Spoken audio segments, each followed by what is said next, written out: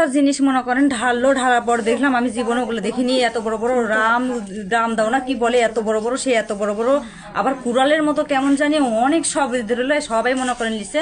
আর একটা মনে করেন ব্যাগের ভিতরে কি যেন আছে, ওখানে নাম বলেছে কট্টেল বাড়ির মধ্যে মার। আমরা তো ভয় আতঙ্কে পার্বতী মনে করেন যে এই কাছে যে আসবো, আমরা আসতে পারছি না। এর বাড়ির চিল্লি হাওমা কাউমা লাগাই দিচ্ছে, সে কান দিচ্ছে। আমরা মনে করেন যে ভয় আতঙ্ক এলাকাবাসী, আমরা কোনোদিনও ভয়ে একটা ছেলে মানুষ এলাকার মধ্যে মনে করেন সবাই ওরে ভয়ে পলাইছে। যে আসছে তাকে বেড়েছে, যে আসছে তাকে মারিছে। পাশের ভাড়িয়ে দেখেন আমার চাচা তো ভাই ওই আসছে, ওকে মনে করেন যে মারিছে। ওরে ভয়ে মনে করেন সব দেশবাসী আতঙ্ক, দেখেন ওই এলাকা মনে নিশ্চুপ হয়ে আছে, মনে তো সবাই ঘুমাই গেছে, এরকম অবস্থা হয়ে গেছে। না আমরা তো ছোট থাকতে দেখি আমরা বিএমপি করি, আমরা আওয়ামী লীগের দালাল, এগুলো কোন জায়গা থেকে আসছিল? হাসিনা স্বৈরাচার পলাইছে, কিন্তু স্বৈরাচারের তো গুটিগুলো পলায়নি, এগুলো তো স্বৈরাচার।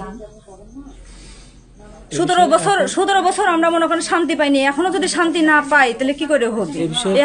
প্রশাসনের কাছে আপনাদের দাবিটা কি থাকবে? প্রশাসনের কাছে দাবি, আমরা স্বৈরাচার দেশের থেকে পলাইছি, কিন্তু দেশ স্বৈরাচারের তো ছেলাপেলাগুলো পলায়নি। এগুলা তো দেশ মনে করেন যে ধ্বংস করে ফেলেছে। আমার প্রশাসনের কাছে একটাই দাবি, ই জানে এর সুষ্ঠু বিচার যেন করে।